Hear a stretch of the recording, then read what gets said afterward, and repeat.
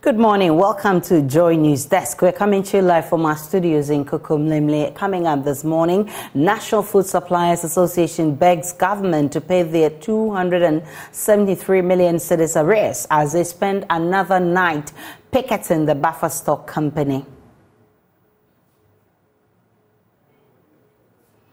Also this morning, construction activities on the bridge blamed for the constant falling of rocks on the road between Pejiase and Ayemensa Stretch. We'll hear from road engineers and the Eastern Regional Minister, who is ordering residents to put a stop to actions that put the lives of road users at risk.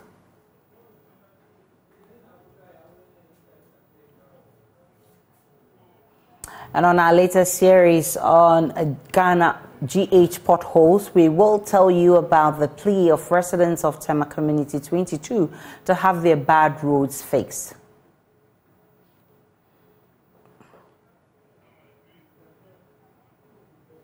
More Plus Business coming up shortly. My name is Aisha Ibrahim. Do stay for details.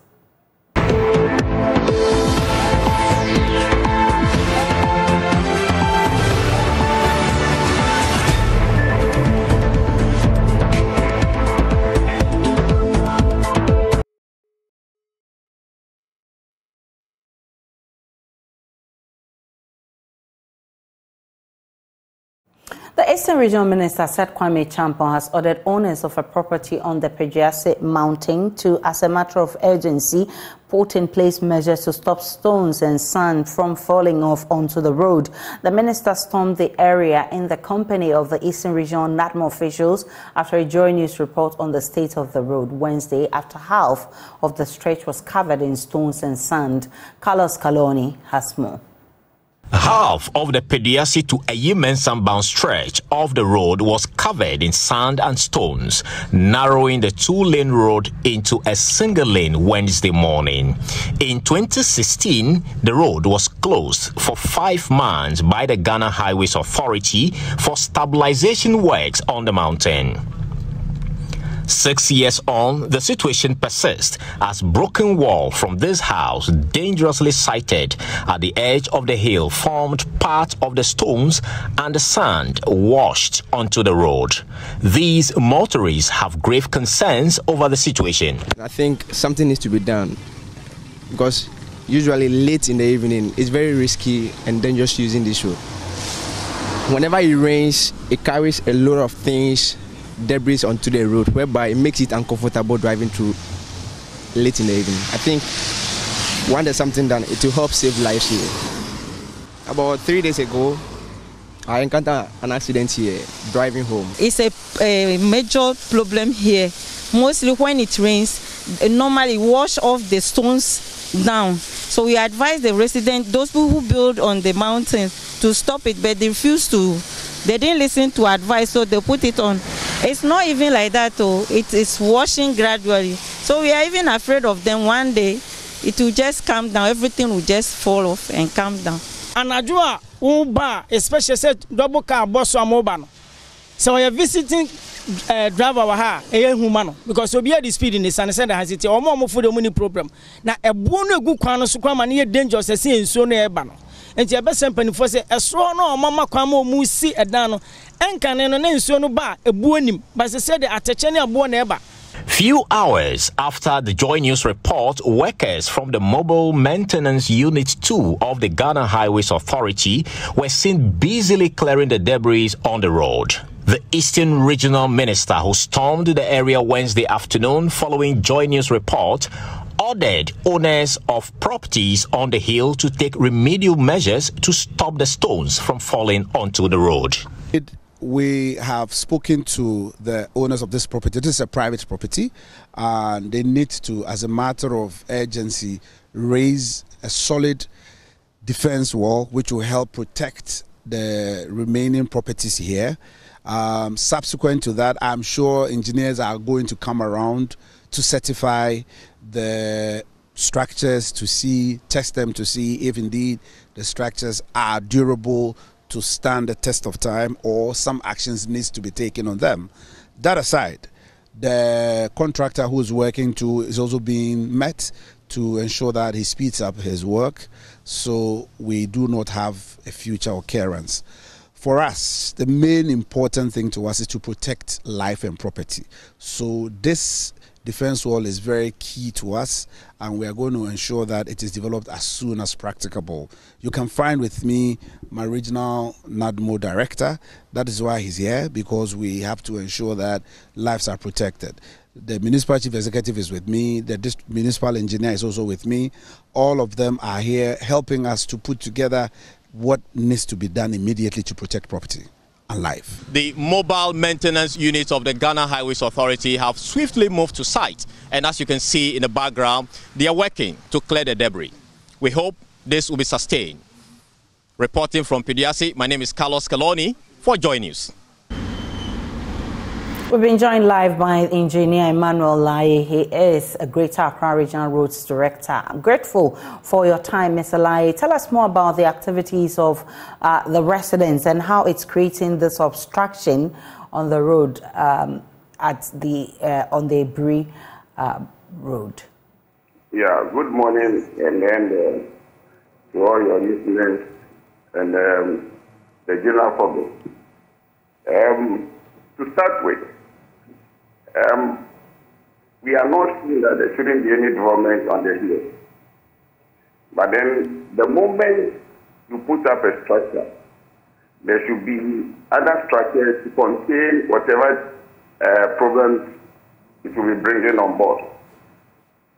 Now, if you go outside the country, Singapore, other areas, that the people are living on the hill, you realize that we have a proper drainage structure that collects all the water and runs it down to the valleys, and that is okay. However, our situation is not like that. There is no planning scheme. If there is any, I don't know. But if there is any planning scheme, I expect that it will be followed. However, from what you are observing, you can clearly see that there is no planning scheme being followed. And that is why we are seeing what we are seeing now. The residents themselves, those downstream, are handicapped because they get the brunt of all the problems that are coming from the top. These are the debris, stones, and then the water itself, because it's not properly channeled. So for now, we have to seriously bring in all the stakeholders, especially the district assembly, and then the hydrology people, and then with Ghana Highway Authority inclusive, so that together we'll come out with a solution. So for now, that is what I can see. Similar concerns have been raised by motorists and residents. I mean, over the mudslide at the Kaswa Tollbooth area there, whenever it rains. We understand you're on an inspection tour of the place. What's the root cause of that problem there? Is it also about structures on the hill? Currently, I was saying no. It's a combination of a lot of factors. We, in the past, during the construction of the Malang Kaswa Road, there was a contractor by name Sonitra. The one gravel from the middle of the hill. Under normal circumstances, when they finish, they have to put up they have to reclaim the land by putting on the topsoil, so that vegetation can come and then restrict the movement of the erosion. However, sometimes you complete the place, and then the landowners will tell you, look, we want to go there, and therefore leave the place for us. As a special being, naturally, he will do that. So what's happening is that at the toe of where they level the place all right, but we have a hill of silt that is being washed by the water from the upstream, and that is what comes onto the road. So that is the situation on the ground now. If you visit the place, it's very horrible. we have very large valleys as a result of erosion. We came here, we've seen a lot of snakes around. They are very visible, and it's not the small snakes that you know, but they are all here. We are coming to use the drone to get the area photograph of the area so that we can study it properly, and then come out with any engineering solution. So currently, so I'm on the hill right now for the inspection. Let's talk about solutions to these problems we're having. Interim, medium to long term. What are the solutions, or what's the plan? Okay, on the other side, like I said, we have to use the drone to help us get the area view, so that it will give us a proper immediate and then maybe the long-term solution. As an initial engineering solution, we believe that the silt that is being washed onto the road can be leveled and then compacted, properly compacted. And then the water channel properly drained to the roadside so that we get fresh water. So that is the first solution we want to put in place. While we bring the hydrology people in so that they also help and we get the total engineering solution. I'm grateful for your time, Engineer Emmanuel Lai Odai. He's Director, Greater Accra Regional Roads. This is something we are monitoring because definitely these are two major roads that affect a lot of people in Accra use and even beyond Accra. So we'll be monitoring all of these, and we'll be bringing you updates as and when we get them. Let's move on to other stories. Members of the National Food Suppliers Association are begging government to pay their 273 million cedis debt accrued since 2020. Last night, some members of the association spent the night at the premises, resolving never to leave until their monies up till the last penny is paid. My colleague James Aveji has been interacting with them last night and has filed this report. I look at the time now, it's just a minute to 10 o'clock here at Cantonment, the premises of the Food Buffer Stock Company. As you can hear from the background, there are the singing of suppliers of food to the Buffer Stock Company, especially towards the free senior high school feeding program. They have been pitching camp here since Tuesday. They actually made a sleepover from Tuesday to Wednesday today, and the plan is to make another sleepover this Wednesday night to Thursday morning. Their call is that government owes them to the tune of some 270 million Ghana cedis in arrears for supplies they have made to the company between the period of 2021 and 2023 as we speak. Government is unable to clear those debts, and so to press home their issue, they have decided to pitch camp here until the last penny the government owes them is paid. What we know is that earlier today, Wednesday, 3 persons fell ill from spending their night here and have been rushed to the Cocoa Clinic. We'll be getting an update on that and more on this kind of picketing strategy they have adopted in order to get their money from government. So let's get inside now and have some interactions with them to know what their plans are towards tomorrow, Thursday. This is one of the people pitching camp here. Let's get to know him and get to know his personal story on why he's here. Thank you so much, sir, for your time. Tell us about yourself. Yeah, my name is Alaji Zakaria. Which I'm told you are coming from different parts of the country. Which part of the country are you coming from? Yes, I'm coming from BA. The Branga-Hafu region. Yes. Okay. What are the challenges? The delay in payments. The delay in payments. The payment is not coming. We supply maize since last year. They are not paying us. Paint a picture to us about your work. How often do you supply food to government? I'm sure you supply to the senior high schools. Yes, please. Okay. How often do you give them stock, and how is the payment schedule like? Oh, it's upon demand. Beginning of the semester, then we supply to the schools. Then on our contract, they're supposed to pay us 90 days. Initially it was 60 days, came to 90. Then we were moving. At the time they were saying we even go up to 6 months before the payment start coming. On one delivery, what's the worth of goods you deliver to the schools? Oh, Bona full like this. If you have to supply about almost 10,000 bags of maize has to go through the schools. For the whole region? For the whole region. All the 3 Bona region, we supply them with maize. And that 10,000 bags of maize will be worth how much? Oh, let's do some calculation here, because at the time we were supplying, a bag of maize was around 170, 150, depending on the. Then we just multiply the amount by the number of bags we supply at a go. One police yaba, in police station. Be connected and one more job money.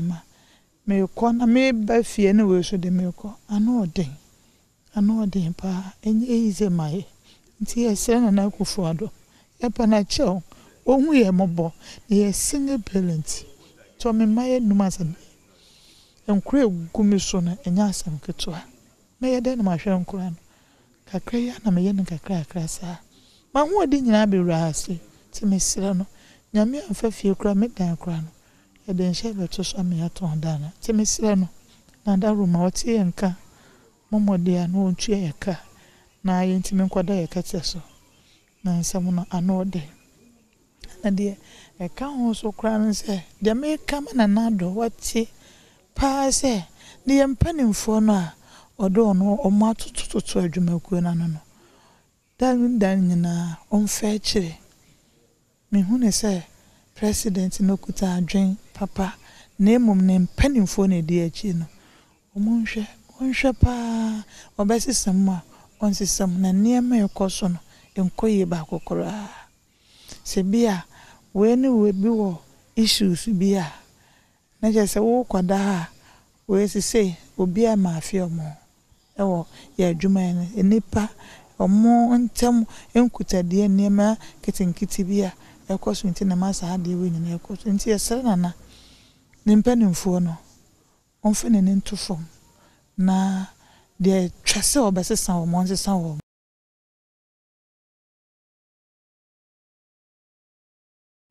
Authorities at the Ghana Health Service are frustrated at the growing number of health professionals, especially nurses, leaving for greener pastures abroad. In the Ashanti region alone, over 300 nurses vacated their post in the first quarter of this year, though the service is yet to conclude an audit of the exodus. Officials say an overwhelming number of skilled nurses have left the shores of Ghana. My colleague Ohim Interior looks into the rising brain drain in the health sector and how it is impacting healthcare delivery. The high demand for services of health workers in developed countries is giving rise to the wave of Ghanaian health workers migrating.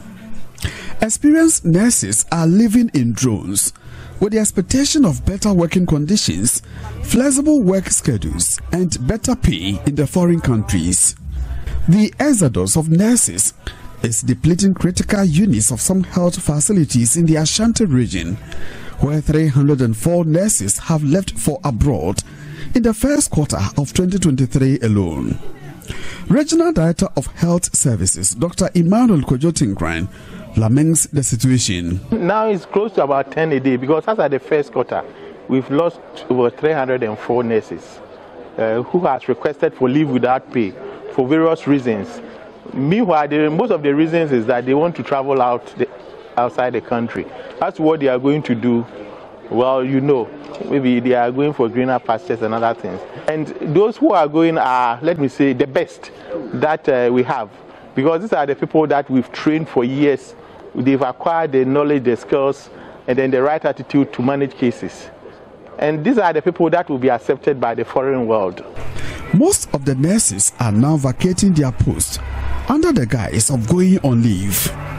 The situation has left some facilities with few staff to man critical units such as maternity, mental health, surgical wards and theatres. One of such facilities is the Kumasi South Hospital, where the exodus of critical health professionals is a daily phenomenon. Dr. Nana Kwesi Blankson is the acting medical director.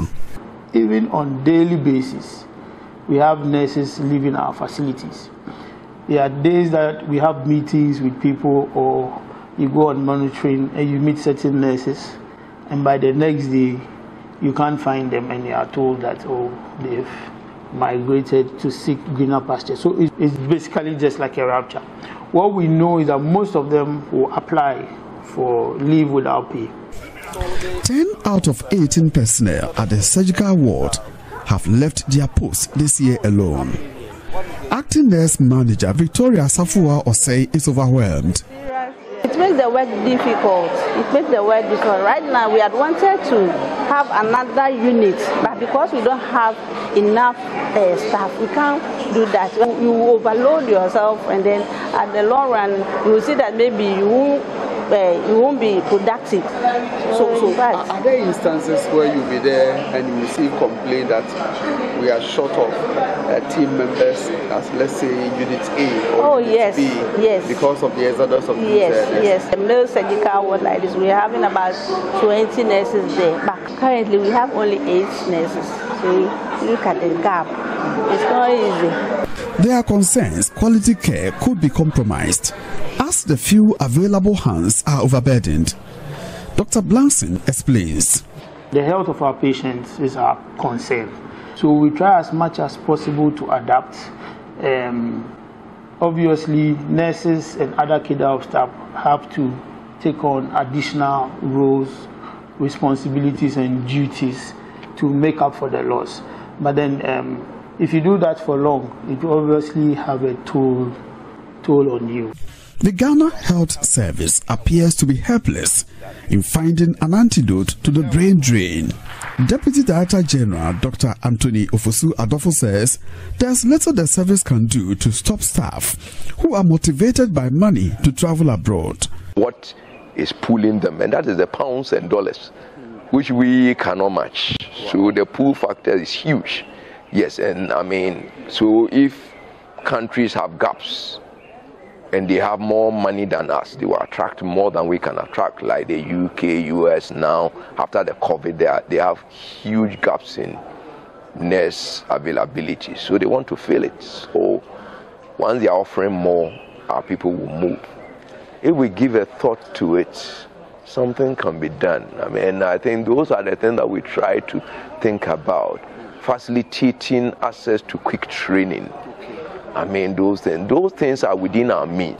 From Kumasi, for Joy News, Oiminteria report.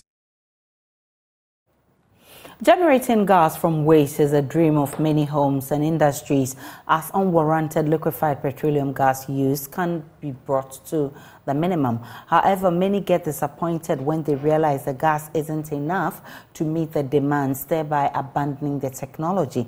A chemical engineer at the Kwame Nkrumah University of Science and Technology, Professor Lawrence Tarkwa, is championing the use of the technology for sanitational gains as he constructs for households and industries. On Tech Thursday, Love FM's Kwesi Debra interacts with Professor Lawrence Tarkwa and his students, Grace Amati, to find out more. Professor Tarkwa, who is also a fellow of the KNUST's the Brew Hammond Energy Center, hates hearing the word biogas for the technology known as anaerobic digestion. He knows the emphasis on the gas from the technology relegates other useful benefits to the background. He said the liquid and the solid fractions of the product from the digester can be used as fertilizer. So for food waste, we have a lot in the country, even worldwide, and they are disposed of anyhow, which cause environmental issues, the spreading of pathogens in the environment.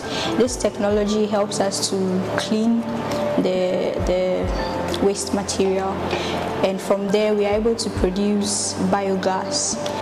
On the biogas, as the ordinary people call it, when you say biogas technology, it drifts the mind of everybody towards the gas that will be obtained after the anaerobic digestion has taken place in the biogas digester. And we think that that is a misleading terminology to use. We would rather wish at the Energy Center and with my colleagues like Dr. Elias Aklaku, who have been working with, and other people that we have worked with also in that same area, we rather want us to focus more on the sanitation, direct sanitation benefits that that technology holds.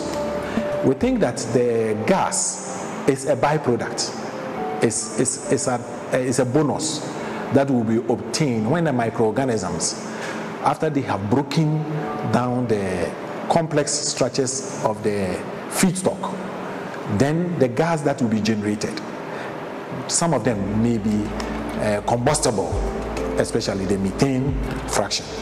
Then that one can be redirected for good, useful purposes. But if one focuses on the terminology of biogas, then it rather tilts the mindset as if that technology is there only to produce the gas. But we can say that the technology, anaerobic digestion, does more of cleaning, more of environmental sanitation purposes. It reduces for domestic purposes. For example, our research findings is showing that you can have as much as 1/3 of the household waste, which is organic in nature, being directed to the digester. Reporting for Joy News, Kwesi Deborah. It was a dramatic spectacle on the floor of Parliament yesterday when a microphone caught MP for Tamale Central and former Deputy Trades Minister Murtala Mohammed describing the Communications Minister as a lesbian. Members of Parliament have been debating the controversial anti-gay bill. Parliament's Constitutional and Legal Affairs Committee had presented a consensus report asking the House to pass the bill. Both the NDC and NPP MPs, in a rare show of unanimity, had been on their feet one after the other in support of the bill until the microphone caught Murtala Mohammed's comments about the Communications Minister. Eslo Usekufo exploded with outrage, branding the MP for Tamale Central mad. There was fireworks in Parliament when MPs debated the report of the Constitutional, Parliamentary and Legal Affairs Committee on the controversial anti-gay bill. It started off on a very cordial note with MPs on both sides agreeing that this controversial bill must be passed into law. We first heard from the MP for Asante Achem North, Andy Apia Kubi, who actually said all 275 MPs in Parliament supported the bill. The law, as we have it now, prescribes unnatural carnal knowledge without even adding anything. So there is nothing also before us requesting of us to pass a law to allow that so far. Mr. Speaker, I'm very happy that this House of 275 members all endorsed this bill. And we are religiously going to support the bill to pass.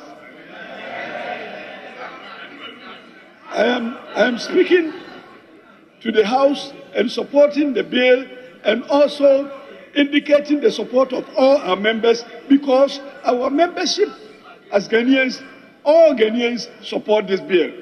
We then heard from the Speaker who threw a challenge to all MPs on the floor to stand up if they were against this anti-LGBTQ bill. Opportunity to those who are against to speak.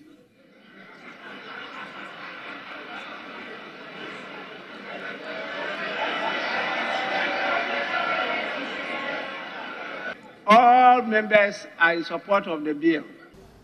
Well, no one stood up. No one in Parliament stood up in opposition to the bill. It was then that we heard from former Minority Chief Whip, Honorable Muntaka Mubarak, who described the advocacy of LGBTQ as madness, and also the first Deputy Speaker, who said that the constitutional and the national life of Ghana does not support those activities. It is very worrying that those who had been canvassing for this, for lack of better word, madness to be allowed to continue in our country are not averting to their minds to three things. And I will always say the first thing, regardless of which other human being you are, there's something you believe. Whatever you believe, whether you are a Christian, you are a Muslim, you are a Buddhist, you are a pagan, you believe in something. What has your scripture said about this? They were threatening the lack of moral screening, Sam George, and many of us who were speaking about visas to travel to their country. The Speaker, we have made them look as if going to their country is about life. The Speaker, if we were to do reciprocity, to do reciprocal of what they are doing, so that they will not also be able to come into our country. Mr. Speaker, we will see those who suffer most. Promotion of proper human sexual rights and Ghanaian family values. My friend, the ranking member, has quoted our constitutional duty to promote and protect our social and cultural values, an injunction by our constitution. So indeed, we are taking our responsibility under the constitution and promoting and passing this bill. This was when things got a little bit heated on the floor when Communications Minister Eslo Wusu, who debated, actually said that the human rights of such persons must be considered, and that she was excited that the committee had taken its time to trash out some of those issues in its report. What we can do is to ensure that the human rights of every Ghanaian citizen are protected in line with our constitution, and that nobody is discriminated against because of their beliefs or sexual orientation. Yes, Honorable, let's hear you. It is incumbent on us as members of parliament to craft a piece of legislation that is not in conflict with our constitution or existing legislation. And so I commend the committee for the extensive work that they have done to clean up the bill that was presented to us and to come up with the amendments that they have proposed. And for the information of all Ghanaians, oral sex, anal sex, regardless of whether it is between man and man, or woman and woman, is illegal under our law. So if there is anybody who is practicing oral sex or anal sex today on a man or a woman, please note that what you're doing is against the existing law of this country, because it is a natural carnal knowledge. But just when she concluded her debate and another MP was on the floor, the Speaker of Parliament said he had heard that the Honorable Murtala Mohammed, MP for Tamale Central, had uttered some words to the extent that Eslo Wusu was either a promoter or a practitioner of anti-LGBTQ activities. Honorable member for Tamale Central, please kindly withdraw that statement.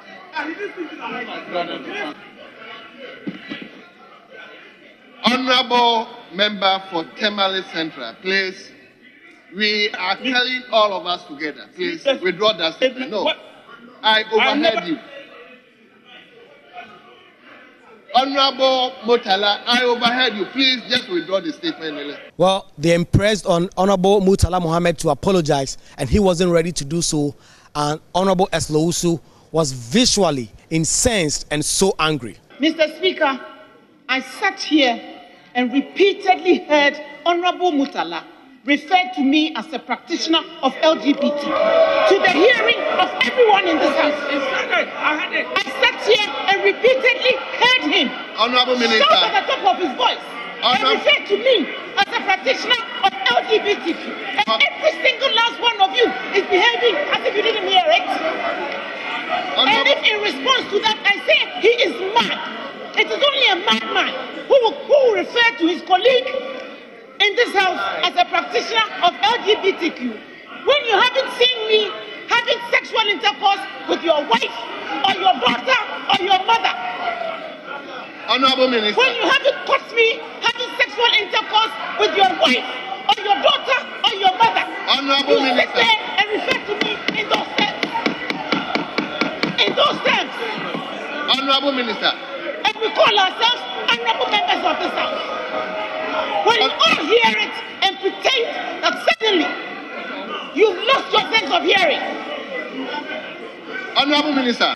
Well, eventually the two MPs smoked the peace pipe. They all apologized for their part in the fracas in Parliament. On every single state. But Mr. Speaker, it is fair that Honorable Esleushu, strangely, the Honorable former Minister seated by her is not aware she made some statement. Also, we withdraw every statement she made. Members of Parliament, and with respect to the titles that we bear and the constituencies that we represent, if there's any gesture I made which anyone here finds offensive, I withdraw it. However, let us all also be honest and admit that certain things happen here which are wrong. Now that the bill has gone through the second reading, it will come back again for consideration stage where it will be taken clause by clause, it will be debated. Eventually, if this consensus and this coalition on both sides of the House holds, then we may expect that this controversial anti-LGBTQ bill will now be passed into law. Reporting for Joy News, Kweku Asante, Parliament House, Accra. Some residents of Tema Community 22 are upset about the deteriorating state of their roads. The lack of maintenance of those roads has caused the potholes there to deepen. The asphalt has completely washed off, exposing the bare brown earth. In today's edition of Ghana's Potholes exhibition, residents are calling on the government to pay more attention to them now and not wait for elections. Jojo Kobna and Kingsley Otu have more in this report. Driving through Tema Community 22 requires great skill and resilience. It is as though staying in your lane is prohibited in this community. Drivers would have to constantly veer off your lanes to minimize the impact of slumping into potholes and sometimes get used to slumping and bumping into what looks like craters. The rains have worsened the quality of the road.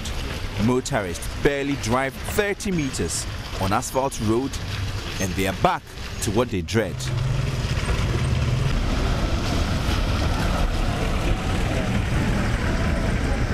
But it hasn't always been like this. The community once enjoyed good roads. But when the road started deteriorating, authorities just looked on.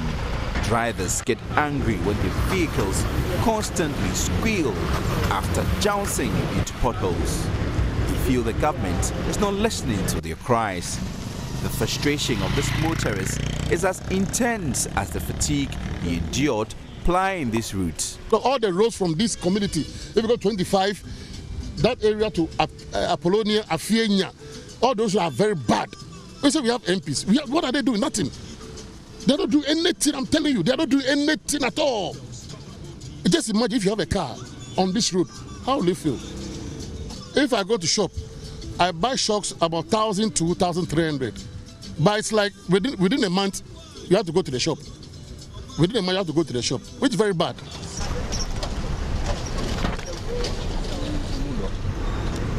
Potholes have reduced 5 minutes journeys into 30 minutes drive. Refusing to slow down on this road will eventually damage your car. Emmanuel is a beneficiary of the poor state of the road. For years, he has been making this road motorable. He has the pothole map of Community 22. After roundabout, the Afalwa Junction, this 22 inside was no good at all. There are so many places I know where no good. Tema, I know kind of places. Yes. The time they not build the China Mall, maybe the one I used to take popping machine. They draw the water, they divert the road. It means that Baba go let I get my own position at this sleep. He still wants authorities to fix the road, arguing that potholes will not put him out of work because they are common in the neighborhood. Yes, I used to go there, main junction for the Afalwa station there. I used to go there, up there. Any actual place God showed me, make I did so that I could get my daily bread. Sometimes I could get like 30, 40.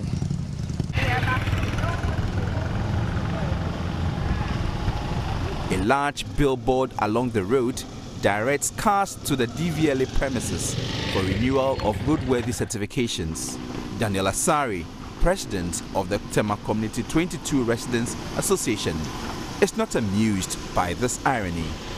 That is the irony, to drive through a road which is not roadworthy, to go and do your roadworthy, and then you come out back onto a road which is not roadworthy after you've done your car. It's just frustrating, especially when you just have to do a short run within the community, not that you're even going far. It takes so much time, you have to be extra careful. At least those of us with four-wheel, we manage, but it's bad. It's bad. The car will be jumping. It's very uncomfortable. If you drive a saloon car, you have to be extra careful lest you suffer a breakdown. The residents of this community say they cannot endure anymore and want swift government intervention. Yes, sir. They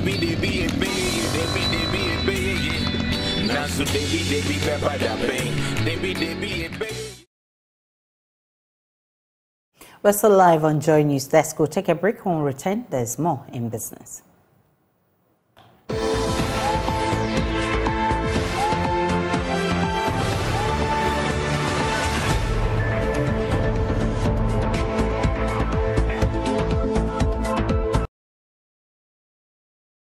Hi, good morning. Welcome to Business. My name is Lartey. The Ghana Stock Exchange has indicated it is working hard to reduce the concentration risk on the capital market, a move that will reduce any losses as a result of an economic shock. According to its managing director, Abnamwa, this is being done with the introduction of additional products on the market, such as the commercial paper market, which is awaiting approval from the Securities and Exchange Commission. Now, addressing market participants at the GSE's Facts Behind the Figures program, Amwa said her outfit is committed to growing a sustainable capital market. Here's more in this report. Societe Generale took the turn at the Ghana Stock Exchange Facts Behind Figures program. In her concluding remarks, Managing Director of the exchange, Abna Amwa, said diversifying the market is the way to go to minimize losses in times of economic shocks. She stressed that her outfit has been working with stakeholders to implement the commercial paper market. The other product I want to talk about as we work around diversification is a market we've been working with a whole bunch of stakeholders to implement in Ghana, and that is our commercial paper market, with a very wide stakeholder group from fund managers to our central bank to issuers to the brokerage community to the Bankers Association. We have studied a few models around the world, and we have developed a framework and rules for a commercial paper market, a formal commercial paper market. We have submitted this to the Securities and Exchange Commission, and we are waiting for the approval, and we will launch this product this year. Again, as we look to financing the real sector, we call on SGS's, thank you, my age comes through, Societe Generale and all other partners to look at this product as a viable financing tool for the real sector. We want to show competitive, we want to show speedy financing solutions that address the challenges of entrepreneurs in Ghana. Now, stakeholders in the trade and industry sector in the Volta region have expressed readiness to take advantage of the numerous opportunities under the African Continental Free Trade Area. They have appealed to the government to resolve challenges impeding the progress of the sector, which they believe would affect the effective implementation of the Trade Pact. The industry players mentioned this at the Volta Regional After Conference in Ho. The African Continental Free Trade Area provides a single-window borderless market across the continent. It is aimed at promoting intra-trade and growing the economy of the continent. In a bid to ensure effective participation, the National AFTA Coordination Office embarked on a sensitization drive for industry players across the country. At the Volta Regional Edition, the National Coordinator of AFTA, Dr. Farid Kwesi Arthur, underscored the potential of the region. To become one of the leading districts in terms of trade and other things in the country. You have all the resources. You have all the resources. You are very strategically positioned. You are on the border with the rest of our neighbors, close to Nigeria and other things as we had. So there is a huge amount of potential. Let's then turn that potential into something tangible, and we'll see the number of people who will be coming in. Though participants lauded the initiative, they raised concerns about bad road networks among other challenges identified to impede the effective implementation of AFTA. Delaga Janku is the Volta and Eastern Regional Chair of the Association of Ghana Industries. We are promoting our regional economy through various interventions, and one of the key interventions is the Volta Trade and Investment Fair. Our region has a deficiency in infrastructure. We are talking about transportation. We're talking about good road network, even just right from Ho to Aflau. You heard the participants lament. Unfortunately, to have an airport, so we need to operationalize the airport. If our regional economy grows, it means that the airport will be enhanced and it will work. We are talking about the railway, even though we are told that it will pass through Ho to Hohwe, maybe in the next 10 to 15 years time. We will get all those. So we have an advantage as a region. We have the water bodies. The Volta Regional Minister, Dr. Archibald Lecha, said plans are underway to construct major road networks in the region. Something is being done. We did the first drawings we presented, but we want to do the roadway. It's going to be reconstructed with an asphaltic base, and that is what has been presented. And we are waiting for approval from the minister and funding, and then it can start. Go to Denu. It's only 90 kilometers. We are doing everything possible to make sure that all the issues with the contractors are sorted out, so that work can resume. And it's part of a lot of the portions have been done, but the to Gbipegbe is so bad that like Adakulu Road, the Chepe to Aburi to I think going to join Bayime or something. And these are projects that are important, and we do our best to make sure that they are addressed. And I believe that it will benefit us. And we're working with them towards the Volta Fair in November, December. So we're going to work together to bring people from all over Africa. The 5th Regional AFTA Conference brought together players in small and medium-scale industries in the Volta region. They were lectured on the African Intra-Trade Initiative, its framework and action plan, and numerous opportunities for Ghanaian producers to export their products. Fred Kwame Asari, Joy News, Ho. And that's it for this segment. The news continues after the break.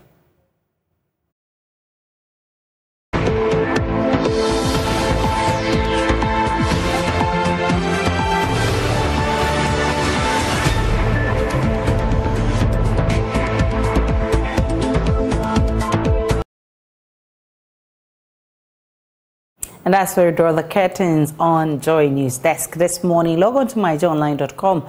There's more of the news and updates of all the developing stories. My name is Aisha Ibrahim. See you again at 12.